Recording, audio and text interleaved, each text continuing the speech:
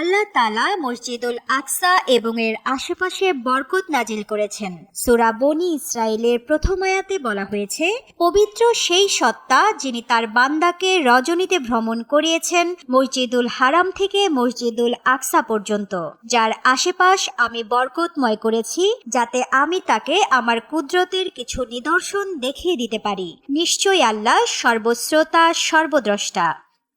মহানবী হযরত মুহাম্মদ সাল্লাল্লাহু আলাইহি ওয়াসাল্লাম মিরাজের রাতে জিব্রাইল আলাইহি ওয়াসাল্লামের সঙ্গে মক্কা থেকে মসজিদুল আকসায় এসেছিলেন। এখানে তিনি নবীদের সঙ্গে নামাজ পড়েন, অতঃপর 7 আসমানে ভ্রমণ করেন এবং সেখান থেকে একাকী রফরফ বাহনে আরশে আজিম পর্যন্ত ভ্রমণ করে মহান আল্লাহ রাব্বুল আলামিনের সঙ্গে সাক্ষাৎ লাভ করেন। পাশাপাশি জান্নাত জাহান্নাম পরিদর্শন করে 5 ওয়াক্ত নামাজের নির্দেশনা নিয়ে পৃথিবীতে ফিরে আসেন।